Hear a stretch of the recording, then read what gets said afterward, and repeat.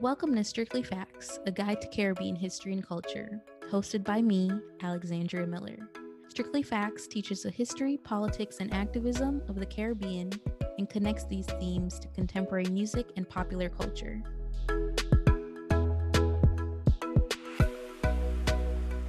Wanton people, welcome back to another episode of Strictly Facts, a guide to Caribbean history and culture. Final season is upon us, which means I've been hard at work on my studies focused on bringing Caribbean history to light, and I wasn't able to get you an entirely new episode today. However, given the timing and sadly the recent hate crime and mass shooting in Buffalo, New York, I thought it was apropos that I bring back a discussion I had with Carrie Ann Reed Brown on Carry On Friends, the Caribbean American podcast.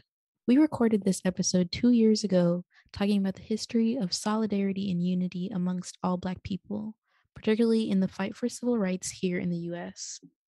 I thought it was important to bring it back because what happened in Buffalo happened to all of us. No matter which part of the African diaspora you claim, we are all still one people. So I hope this episode provides some necessary food for thought. Hello, everyone. Welcome to another episode of Carry On Friends, the Caribbean American podcast. I am Carrie Ann, and today my guest is Alexandria Miller. And I'll let Alexandra introduce herself, but we are recording this in the midst of a very especially challenging time in the United States. We are feeling the anguish within our souls and our bodies, the death of George Floyd and the countless names before him. And even since he's passed away, the death of Breonna Taylor, if you're listening and you're tempted to turn this off because it's not your problem, let's think of both of Jean, who was from St. Lucia, who in Houston or somewhere in Texas or Dallas, whichever city it was, the cop went into the apartment and she killed him because she thought it was her. This is all of our problems, not just a Black American problem. And so I'm excited to have Alexandra here. So Alexandra, welcome to the podcast. Please tell everybody where you come from, what you do, and all that good stuff, or which Caribbean country you're representing. Thank you. Thank you for having me. My name is Alexandra Miller. I am a PhD student at Brown University in Africana Studies. My family is from Jamaica, so that is in large part home for me. Big up St. Elizabeth, big up Clarendon. So yeah, my work is largely on Caribbean women's history, but I just started, so we're still figuring out the whole academic thing, but that is what I do. All right. So, tell me, how are you feeling? How are you process this whole thing? Like, what are your thoughts? Yeah, on one hand, it's difficult. It's been difficult. Even going when I was in undergrad, it was kind of at that height of Black Lives Matter. 2015, 2016. That was my kind of middle 2 years of undergrad, and it's very exhausting. At this point, I remember being part of protests then and feeling like something was going to happen, and then now to be 4 years later and the same thing is happening again. It hasn't stopped, actually.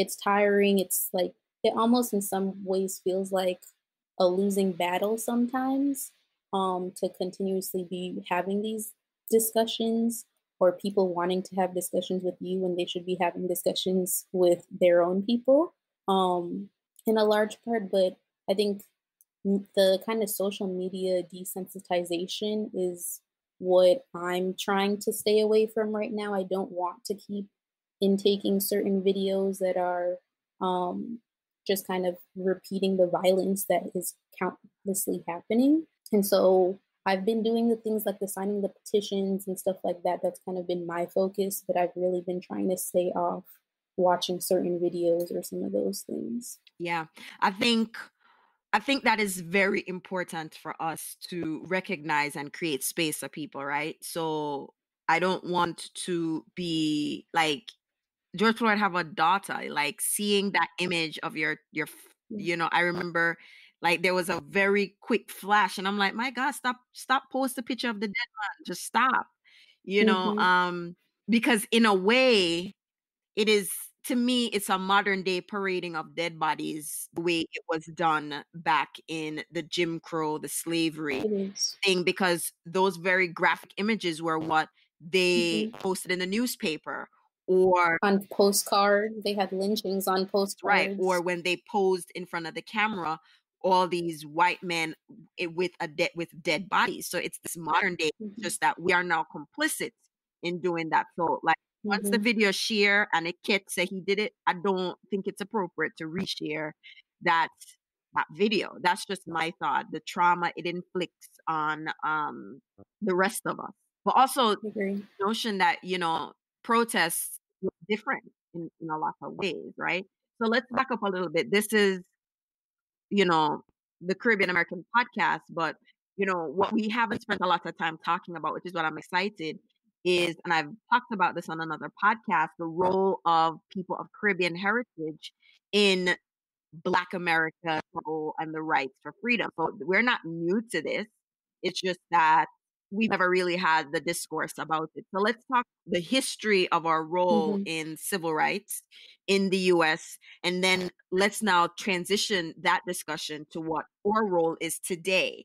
So let's, for instance, everyone know Harry Belafonte, and the role he played then, the role he continues to play now. And we don't all have to be actors or actresses or singers to play a role, but knowing that it's important to still play a role. So let's talk about the people who are of Caribbean heritage and that rich connection with our culture and the American civil rights movement, or the struggle for freedom across the board. So let's talk about some of those people who played very critical, pivotal roles in Black Renaissance and civil rights. Yeah, I mean, there's numerous people that we could talk about. Outside of Harry Belafonte, I know numerous people know Marcus Garvey. That is one place to start, but I think there are numerous others. If you think of Michael Thelwell, who people most often know because he wrote The Harder They Come, which is the 1980 novel based off the movie in Jamaica, but he was also a member of NAG, which was a sect of the Student Nonviolent Coordinating Committee through Howard University. So at Howard in the 60s, he was there with also Stokely Carmichael from Trinidad. He was there with Cortland Cox, who I believe is American born, but his family's from Trinidad, and he spent large parts of his childhood growing up in Trinidad as well. And so throughout the 60s, they were involved in countless efforts, whether it was protesting, lunch counter sit-ins, doing voter registration drives. Obviously, Stokely Carmichael is one of the ones who significantly grows out of this era when we think of even the slogan Black Power. He's kind of one of the spearheaded leaders of that phrase in itself. We have countless others. I mean, you could think of Shirley Chisholm from a political aspect, first Black woman to be in Congress in 1968. Her parents were, I believe her mother, I think her father was from what was then British Guiana, so current day Guyana, and then her mother was from Barbados. And she spent much of her formative years in Barbados as well. Malcolm X, whose mother was from Grenada. And then if you want to jump to Europe a bit, you can think of a Claudia Jones, who actually spent time both in the US and in England. So she was a member of the Communist Party here in the US. And then most people know her for what is now the Notting Hill Carnival. She started the West Indian Gazette in England. So there are countless people who have been definitely formative to the Black freedom struggle across the diaspora that I think we often sometimes negate to really think about. So just that being said, it's not just a Black African American problem.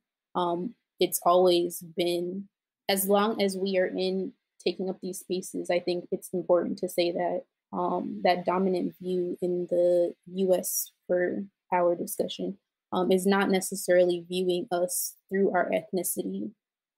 They're seeing race, so they see our Blackness, and they're not necessarily even questioning what our ethnic backgrounds are. And I think that's a large part why a number of actors, I think I've listened to to an interview with Michael Thelwell, and he said something along the lines of he didn't recognize he was Black until he came to this country. Right. And Right. so there is that whole different conception and understanding of who you are racially, being whether you are an immigrant to the U.S. And that was very much so in his case. But he definitely, in this interview, was speaking about how there was a certain realization that he had to go through, and that's probably what prompted him to become a member of SNCC and join the activism that they were doing, because ultimately America was always going to see him as a Black man first and not necessarily question and say, oh, he's different because he's from Jamaica. That's not the rhetoric. All right. So what I want to explore is, why do you think they didn't lead? Because we heard what you said with Thowell, like they saw him as Black first, and that could be one. Like they didn't care whether he came from an island or Caribbean, or well, at the time, a British colony. They didn't care. You're just Black. So maybe that was one reason. For better or for worse, what do you think that implication has on in modern day, especially for millennials of Caribbean heritage who feel like this is not their issue? So first question, other than the fact that they recognize that their Blackness was seen first, what other reasons why they probably did not necessarily play up their Caribbean heritage or ancestry? I mean, I think the interesting thing about particularly that time in the 60s was there was this massive Pan-African movement as well. So it wasn't just necessarily about Black rights in the US. And maybe that is what in large part may have prompted them to not be as vocal about their Jamaican history or whoever we're speaking about at the time. But I think there was just a recognition that there needs to be better treatment of Black people across the world. It didn't necessarily mean you had to come from one place. And I think given the research that I've done on SNCC, and even today, a lot of people talk about Howard as like a Black Mecca. So you have a lot of students from across the diaspora, and Black diaspora, not just Caribbean diaspora, but you have numerous students from across the world coming to Howard. And then there's an exchange of culture and ideas there that I think we may not see elsewhere in the world. And I think that may have prompted them to just really see it's not an individual issue, or I'm not necessarily different from this or absolved of this issue because I come from this island. This is a problem that we all face regardless. Okay. And with that, for better or for worse, because they didn't lead with their heritage, a lot of times the history books don't necessarily include that.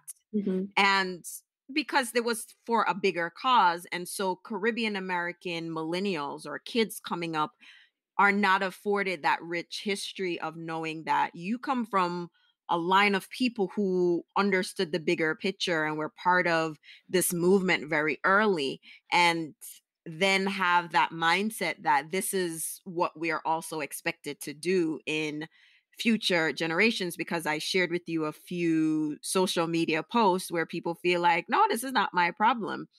And it's hard to distinguish where those accounts are based, whether it's here in the US or in the region. So let's talk about those distinct groups of how maybe people in the region see this, if the I don't want to call it an event, the environment in which we live in, because it's an environment, right? It's not a single thing. It's just it's this thing that just constantly surrounds us.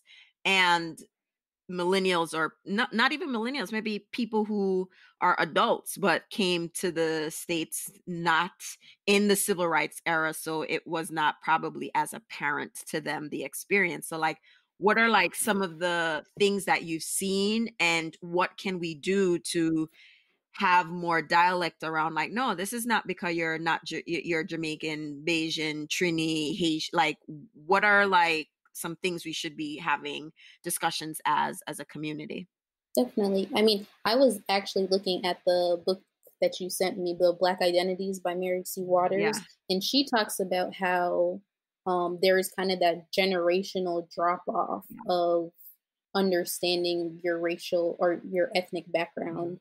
And so if you're that first kind of group of, or like the first group of immigrants to the US from your family, there is a serious attachment. And how do you navigate being Caribbean identified in the US? And then she goes through how that changes when those people have children, or maybe they have children with people who are African American, etc. But I think so. I think overall there has been a history and a pattern of this happening. What I will say as a millennial is that I think there is an interesting and very positive dynamic to how social media, in a way, has been playing into this in some parts. So on one hand, I know Waters in her book talks about how to a certain degree that kind of second generation of first US born Caribbean identified, they start to less identify with their backgrounds.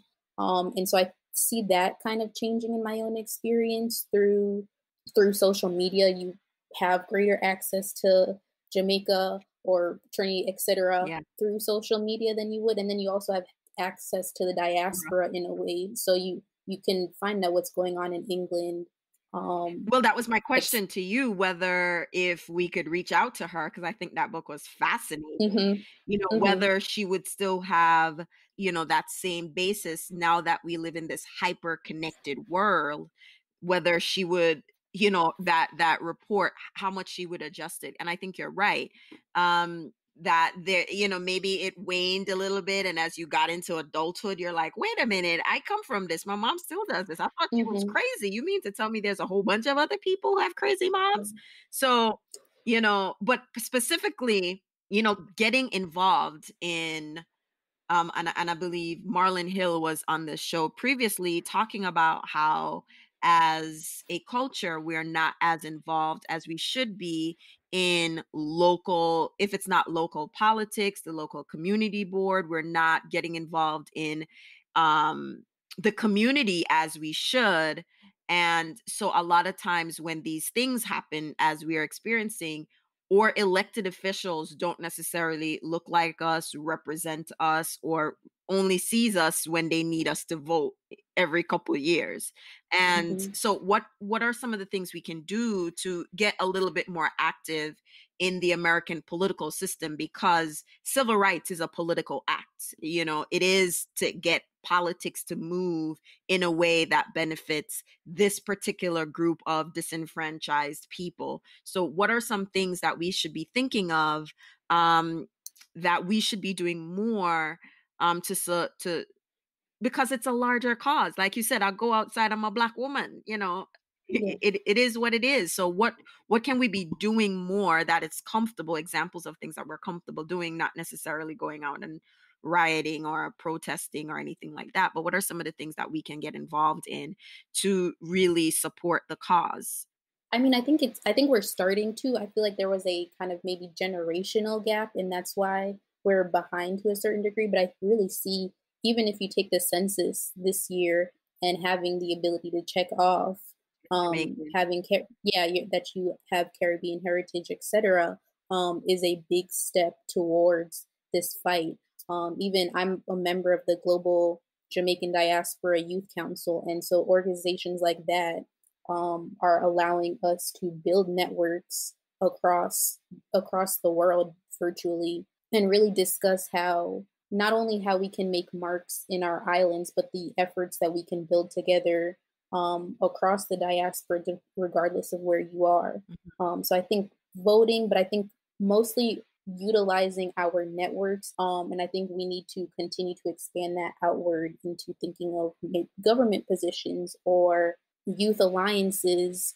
I've been trying to do some work regarding kind of college acceptances and assisting high school students who, very much so like me a few years ago when I was applying to college, had no idea what this system was and how it worked, and it felt like a game in a large part to me. And so as somebody who has been a decent amount successful through this process, you have to go and pay those efforts forward and, reach back to help others in the same way. And I mean, the process that you're talking about was the same experience I had over 20 years ago.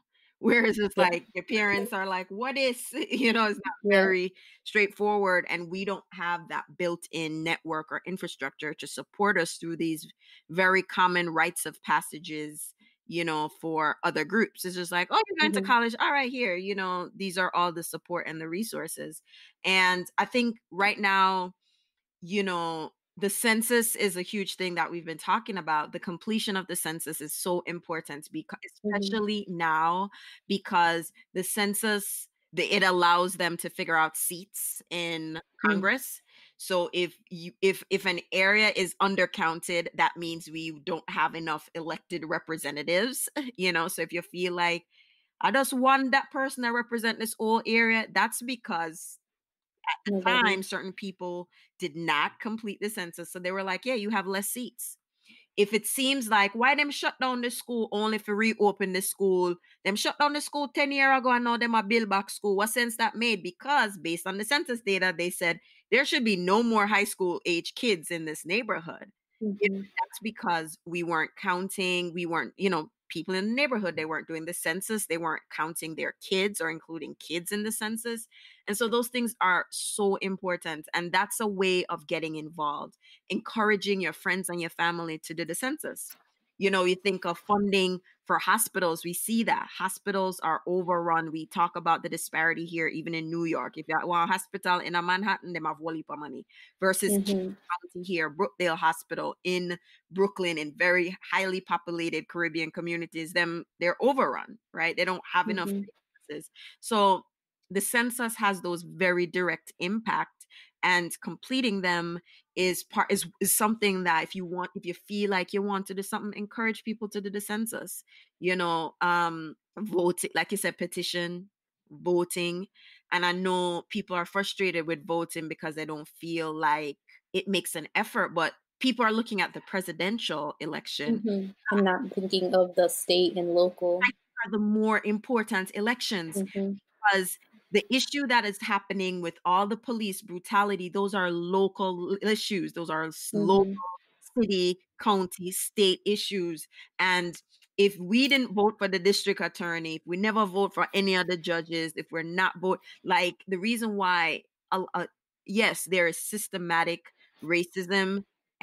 But if we're not participating on those levels, we can't expect federal to intervene because there's a separation of state and federal government. So if we Mm-hmm. didn't participate on a local level, it's going to be very hard to get federal level intervention unless we're seeing it at the scale that we're seeing now.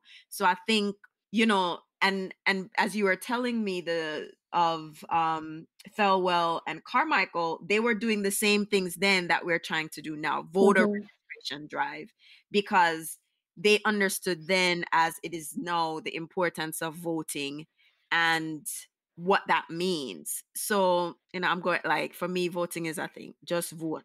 And it's not enough to just do it on the every 4 years. You have to do those 2-year. No, every election. Well, yeah, every year. There's an Yeah. election every year. Mm-hmm. Vote every year. The local elections are so important to participate in, because they're the ones that are going to shape some of this legislature that we need to make changes, in certain communities. It's just bottom line.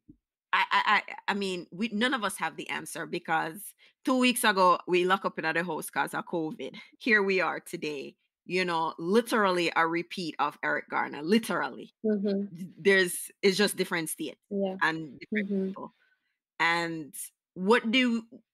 how do we communicate to people about how serious to take this and how to get involved? What are your thoughts on, especially, you're upon the Jamaica Global Youth, like, what are some of the things that you are trying to drive more participation and awareness to what's happening?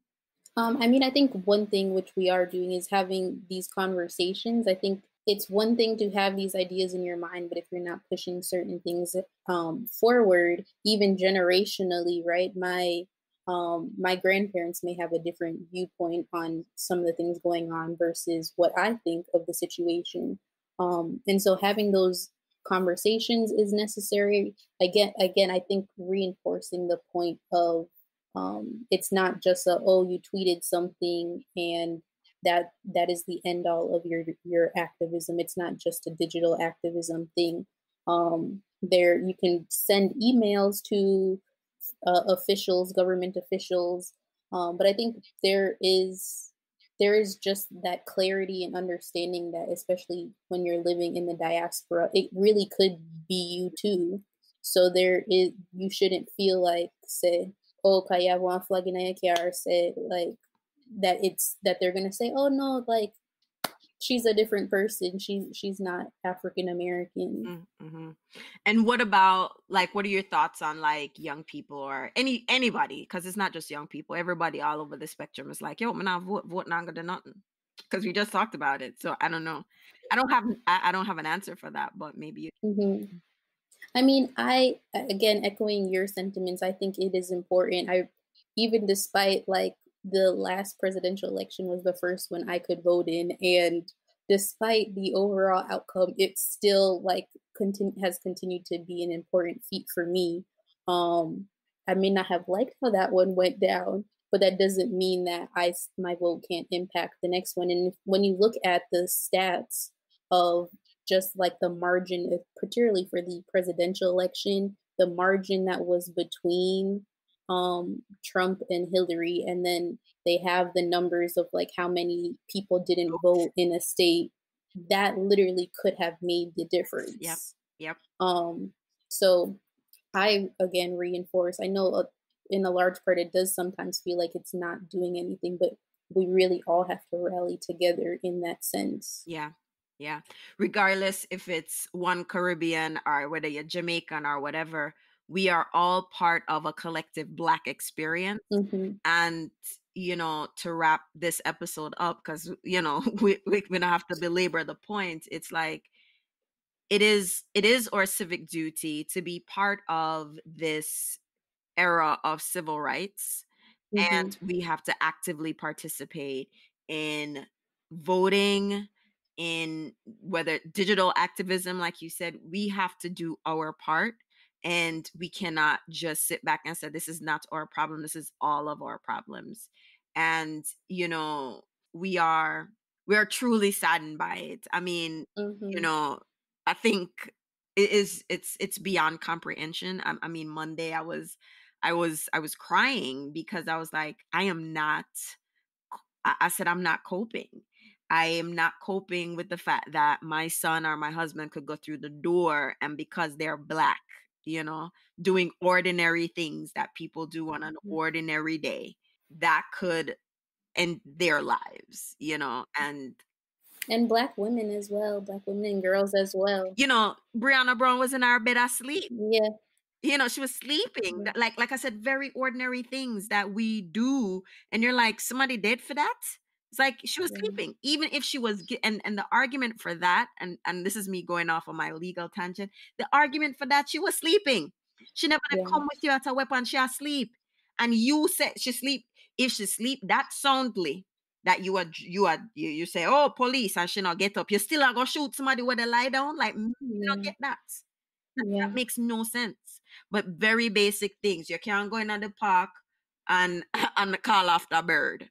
You can't run. You can't jog.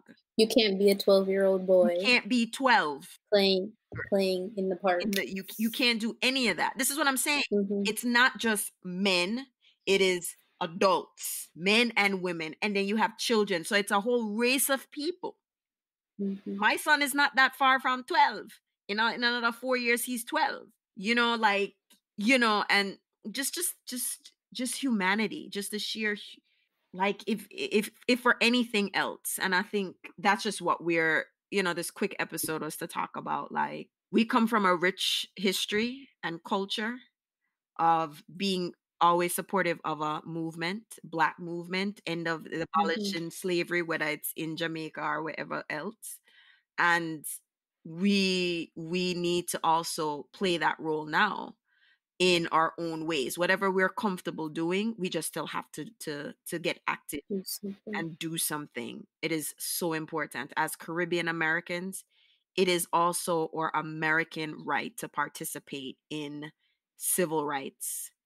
You know, it is just important because, again, civil rights, so we trickle down to every other minority group anyway. Yeah. So Alexandra, I'm so glad. This is, one of many conversations we'll have from a Caribbean history standpoint, but I was so happy that you were able to share some of the history that we don't get to talk about a lot, other than once a year, Caribbean Heritage Month. But we need to let people know and say, all right, time to step up and for us all to collectively work together to move or do something better must come somewhere. Somewhere. All right. So tell people where they could find you. On Twitter, I think I am Alexandria_RM. On Instagram, I am A_MILLS04. But you can also find me via the Brown University website. Nice. Thanks, Alexandria. All right, everyone. So be safe and do what you can to protect your mental space as it comes to graphic images, etc. on the internet. And I'll be sharing a lot of information around voting, registration, and the census. And just stay tuned for that. And until next time, all good. Thanks for listening, Strictly Facts fam. Be sure to check out Carry On Friends, the Caribbean American podcast, at the link in our show notes. And we'll be back in a few weeks with a new episode. Look more. Thanks for tuning in to Strictly Facts. Visit strictlyfactspodcast.com for more information from each episode. Follow us at Strictly Facts Pod on Instagram and Facebook, and at Strictly Facts PD on Twitter.